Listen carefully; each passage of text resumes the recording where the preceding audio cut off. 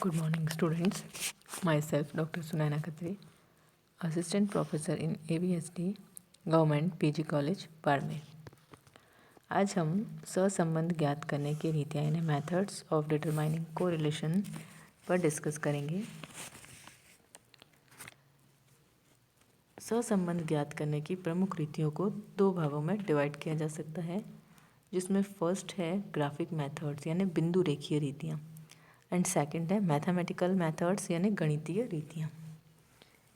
बिंदु रेखीय रीतियों में मुख्य दो प्रकार हैं, जिसमें फर्स्ट विक्षेप चित्र यानी स्कैटर्ड डायग्राम एंड सेकंड साधारण बिंदु रेखीय रीति यानी सिंपल ग्राफिक मेथड्स जो है वो काम में लिए जाते हैं। मैथमेटिकल मेथड्स के अंतर्गत हम कार्ल पियर्सन का सहसंबंध गुणांक, स्पीयरमैन की क्रमांतर रीति, संगामी विचलन रीति यानी कॉन्कर्न डिविजन और अदर मेथड्स के बारे में स्टडी करेंगे। इस वीडियो में हम ग्राफिक मेथड्स पर डिस्कस करेंगे, जिसमें फर्स्ट हमारा है स्कैटर्ड डायग्राम या डॉट डायग्राम। दो समंक श्रेणियों में सहसंबंध की दिशा तथा मात्रा का अनुमान विक्षेप चित्र यानी स्कैटर्ड डायग्राम की सहायता से किया जा सकता है। इस रीति के अनुसार स्वतंत्र चर मूल्यों यानी x जो है डिपेंडेंट इंडिपेंडेंट वेरिएबल्स जो है उसको ग्राफ पेपर के भुजाक्ष यानी OX एक्सिस पर रखा जाता है तथा तत्संबंधी आश्रित चर मूल्यों यानी y जो वेरिएबल है हमारा डिपेंडेंट वेरिएबल उसको कोटि अक्ष यानी y एक्सिस पर अंकित किया जाता है। x तथा y दो समंक श्रेणियों के लिए प्रत्येक पद युग्म यानी पेयर ऑफ आइटम के लिए हम एक एक बिंदु अंकित करते हैं। एक पेयर के लिए एक बिंदु होगा। इस प्रकार समंक श्रेणी में जितने पेयर्स या जोड़े होंगे उतने ही बिंदु जो है ग्राफ पेपर पर जो है अंकित हो जाएंगे। विक्षेप चित्र में अंकित विभिन्न बिंदुओं को देखने पर चर मूल्यों की एक निश्चित प्रवृत्ति का आभास होता है, यानी उनमें किस का ट्रेंड चल रहा है। यदि विभिन्न बिंदुओं की प्रवृत्ति एक निश्चित दिशा में जाने वाले प्रवाह यानी धारा की भांति है तो हम कह सकते हैं कि दोनों चर मूल्यों में सहसंबंध है। और यदि उनमें कोई भी निश्चित प्रवाह नहीं है, बिखरे हैं, तो इसका मतलब सहसंबंध उपस्थित नहीं है। यदि विभिन्न बिंदुओं का प्रवाह बाईं ओर से दाहिनी तरफ ऊपर की ओर बढ़ता हुआ है तो धनात्मक सहसंबंध, तथा यदि विभिन्न बिंदुओं का प्रवाह बाईं ओर के ऊपर वाले कोने से दाईं ओर के निचले कोने की तरफ गिरता हुआ है तो यह ऋणात्मक सहसंबंध का सूचक है। यदि विभिन्न बिंदुओं का प्रवाह कोई प्रवृत्ति नहीं बताता है, अर्थात वे एक दूसरे से असंबद्ध है या दाएं बाएं ऊपर नीचे इधर उधर बिखरे हुए हैं तो यह सहसंबंध की अनुपस्थिति का सूचक है। ऐसी दशा में दोनों चरों के मध्य सहसंबंध का अभाव होगा।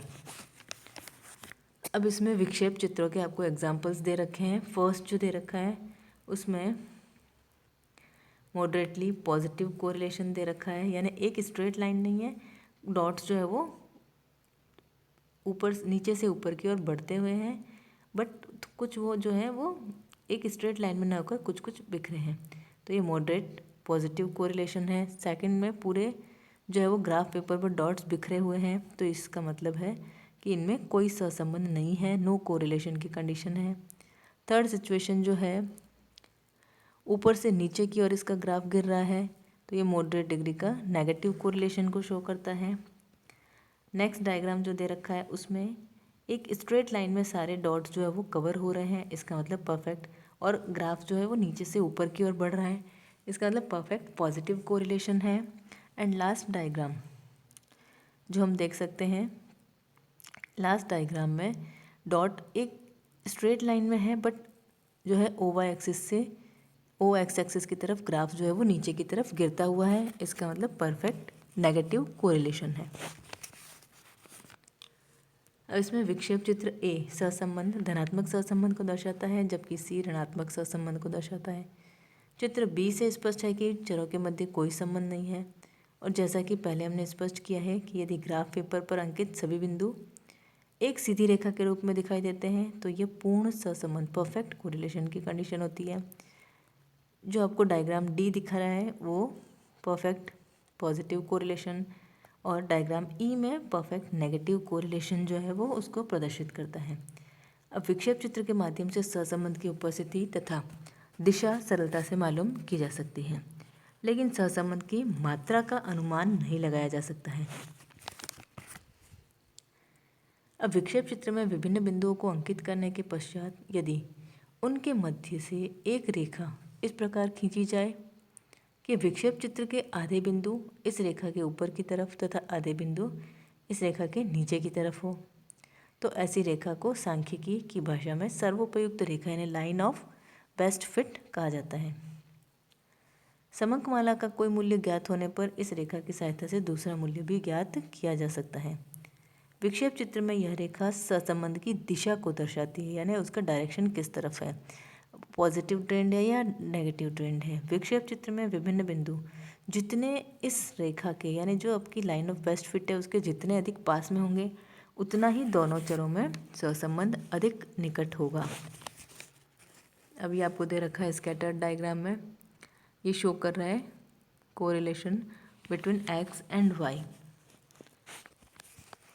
उपयुक्त विक्षेप चित्र पर अंकित बिंदुओं का अध्ययन करने से स्पष्ट होता है कि बिंदुओं की दिशा बाएं निचले कोने से दाईं और ऊपरी कोने तक है और बिंदुओं में फैलाव भी कम है, अतः दोनों चरों में उच्च धनात्मक सहसंबंध है।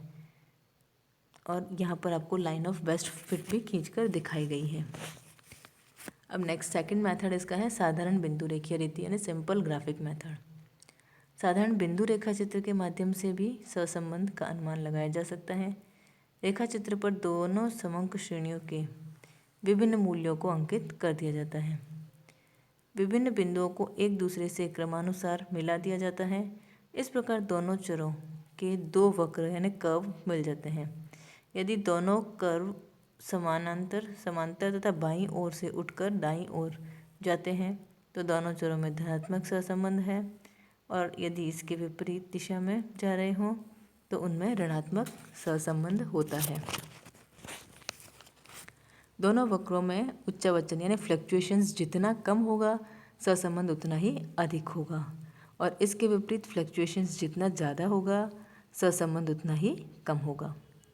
यदि दोनों वक्रों में एक दिशा या विपरीत दिशा में परिवर्तित होने की प्रवृत्ति दृष्टिगोचर नहीं होती है तो यह स्थिति सहसंबंध के अभाव को बताती है। साधारण बिंदु रेखा चित्र या सहसंबंध ग्राफ बनाने के लिए क्या क्या रूल्स हमको काम में लेने होते हैं। तो सहसंबंध ग्राफ या रेखा चित्र में दोनों चरों में उभयनिष्ठ गुण यानी कि कॉमन जो गुण होते हैं जैसे स्थान, समय, क्रम संख्या इत्यादि, इनको जो है वो कॉमन गुणों को भुजाक्ष पर यानी ओ एक्सिस पर तथा दोनों चर मूल्यों या समंक श्रेणी के मूल्यों को कोटि अक्ष यानी ओ वाई एक्सिस पर दिखाते हैं। प्रत्येक समंक श्रेणी के लिए अलग अलग पैमाना लिया जा सकता है तथा उस पैमाने के अनुसार श्रेणी के विभिन्न मूल्यों को रेखा चित्र पर अंकित किया जाता है। प्रत्येक समंक श्रेणी के अंकित मूल्य को क्रमानुसार मिलाकर एक रेखा चित्र बना लिया जाता है। अब इसमें आपको एक एग्जाम्पल के माध्यम से समझाया गया है कि निम्न समंकों को रेखा चित्र यानी ग्राफ पेपर पर अंकित करके सहसंबंध की मात्रा का अनुमान लगाइए। सीरियल नंबर आपको दे रखे हैं 1 to 10 तक। इसके बाद में age of husband and age of wife सबको गिवन है। 21, 23, 25, 27, 28, 30, 31, 33, 34, 35 तक डेटा गिवन है। नाउ इन नेक्स्ट सीरीज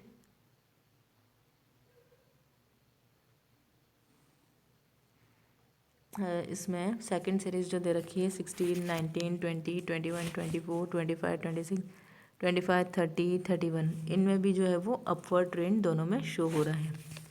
अब इनको अगर हम ग्राफ पेपर पर ड्रॉ करें तो इसके लिए हमने ओ एक्स एक्सिस पर सीरियल नंबर पुट किया है एंड ओ वाई एक्सिस पर जो है हमने एज ले ली है, और इसके बाद में दोनों हस्बैंड और वाइफ की एज के अकॉर्डिंग जो है वो दो डायग्राम हमने खींचे हैं इस पर, और ये दोनों ग्राफ जो है वो इनका डायरेक्शन दोनों का अपवर्ड ट्रेंड में ही शो हो रहा है। उपयुक्त सहसंबंध रेखा चित्र से स्पष्ट है कि पति तथा पत्नी की आयु में उच्च धनात्मक सहसंबंध, यानी दोनों लाइंस जो है वो एक दूसरे के करीब लगभग निकट चल रही हैं। अब इसका आपको एक और एग्जाम्पल दे रखा है। इसमें वर्ष दे रखे हैं 1 to 10 तक। इसके बाद मजदूरों की संख्या और उत्पादित इकाइयों के बारे में डेटा गिवन है, और इनको ग्राफ पेपर पे पुट करने के लिए हमने जैसे दो डायग्राम को मिक्स करके बनाया है। ओ एक्स एक्सिस पर हमने जो है वो ईयर दे रखा है, और ओ वाई एक्सिस पर हमने दोनों तरफ 2 पैमाने दिए हैं। Thank you.